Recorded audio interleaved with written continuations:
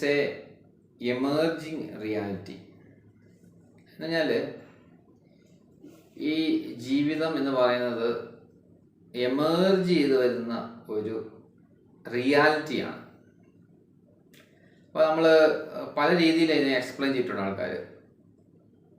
ഒരു soul world ഉണ്ടെന്നും ആ സോൾ വേൾഡിൽ ഒരാൾ മരിച്ചു കഴിഞ്ഞാൽ അവിടെ പോയിരിക്കും സോള്, പിന്നെ വീണ്ടും വന്ന് റീബർത്ത് എടുക്കുന്നു.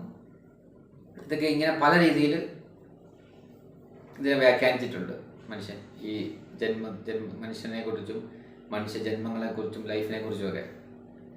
സയൻറ്റിഫിക്കലി ഇതിനൊന്നും ഒരു പ്രൂഫും ഇല്ല. അപ്പം നമ്മൾ സയൻസിനെ എടുക്കത്തുള്ളൂ. സയൻസ് എന്താണ് പറയുന്നത്? അപ്പം സയൻറ്റിഫിക്കായിട്ട് പറയുമ്പോഴത്തേക്കും ലൈഫിനെ മനസ്സിലാക്കി കഴിഞ്ഞാൽ ഒരു എമർജിങ് റിയാലിറ്റിയാണ്. അത് ഒരു മെഡിറ്റേറ്റർക്കും മനസ്സിലാവും. കാര്യം ഉൽപ്പന്നമാകുന്നു, നഷ്ടമാകുന്നു, ഉൽപ്പന്നമാകുന്നു, നഷ്ടമാകുന്നു. ഒരു ചേഞ്ച് ചെയ്യുന്നൊരു ലോകമാണ്. ഓരോ അനുനിമിഷവും ചേഞ്ചാണ് സംഭവിച്ചുകൊണ്ടിരിക്കുകയാണ്. അപ്പം ആ കാഴ്ചയിൽ സോൾഡാന്ന് തോന്നും, പക്ഷെ ചേഞ്ചാണ് സംഭവിക്കുന്നത് എന്നുള്ളതാണ് സയൻറ്റിഫിക്കലി വരുന്ന കാര്യം. അപ്പം നമ്മൾ ഈ റിയാലിറ്റി ആണ് ശരിക്കും, പക്ഷേ ആ ലൈഫ് ഒരു ഫോമാണത്. ഇപ്പം നമ്മളൊരു ഇപ്പം ഈ ക്യാമറ, ഈ മൊബൈല്, ഇതിനകത്ത് ഇത് ക്യാമറയിൽ കൂടെ തന്നെ എൻ്റെ വീഡിയോ വോയിസ് ഷൂട്ട് ചെയ്യുന്നുണ്ട്, എല്ലാ കാര്യമുണ്ട്. നിങ്ങൾക്കത് ക്ലിയർ ആയിട്ട് കാണാം, കേൾക്കാം. പക്ഷെ ഇതിൻ്റെ പാർട്സ് എല്ലാം ഊരിക്കഴിഞ്ഞാൽ പിന്നെ ഇത് വർക്കാകത്തില്ല. വേണ്ട, ബാറ്ററി ഊരിയാലും മതി. അപ്പം ഇത് എല്ലാം കൂടി യോജിച്ച് കഴിയുമ്പോഴാണ് അത് ഒരു ഷൂട്ട് ചെയ്യാൻ പറ്റുന്ന ഒരു ക്യാമറ ആയി മാറുന്നത്. അത് ഒരു ബാറ്ററി എടുത്ത് മാറ്റിയാൽ പോലും പിന്നെ അവിടെ അത് വർക്കാകത്തില്ല.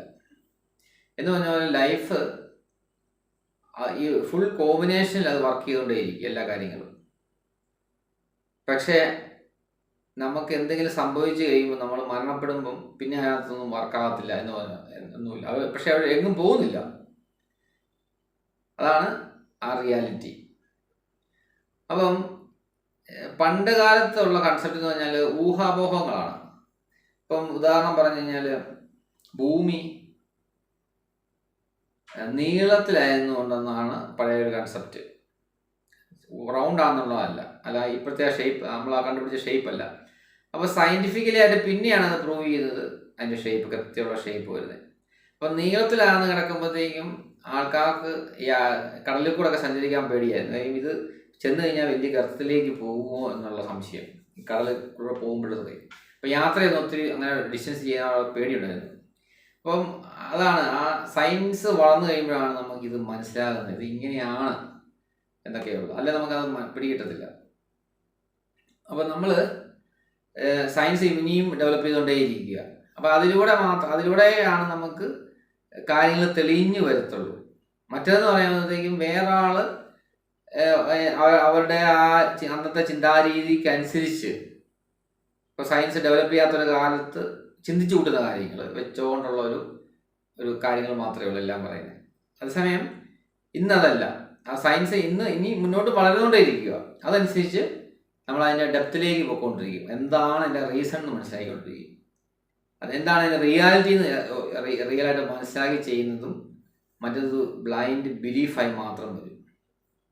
അപ്പം സയൻസ് ഏറ്റവും ലേറ്റസ്റ്റ് ആണ്. അതാണ് നമ്മൾ നോക്കേണ്ടത്. മറ്റേത് തെളിവുകളൊന്നുമില്ല, ഇങ്ങനെ പറഞ്ഞ് കേട്ട് ഉള്ള ഒരു കാര്യം മാത്രമേ ഉള്ളൂ.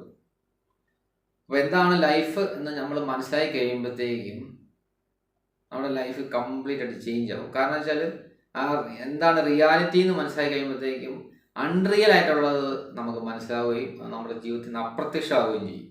അവിടെ നമുക്ക് പുതിയൊരു ലോകം ഓപ്പൺ ചെയ്യും, ഒരു ന്യൂ വേൾഡ്. അവിടെ ഓപ്പർച്യൂണിറ്റീസും എല്ലാം ഉണ്ടായിക്കൊണ്ടിരിക്കും. അവിടെ ഒരുപാട് സാഹചര്യങ്ങളും ഒരുപാട് അവസരങ്ങളും എല്ലാം നമ്മളിലേക്ക് അട്രാക്റ്റ് ചെയ്യാൻ നമുക്ക് സാധിക്കും. മറ്റേത് നമ്മളൊരു ദുരിതത്തിലാണ്. ആ റിയാലിറ്റി എന്നാന്ന് മനസ്സിലാകുന്നില്ല. നമ്മൾ മറ്റുള്ളവർക്കും ദുരിതം വിതച്ച് ജീവിക്കാനേ പറ്റുള്ളൂ.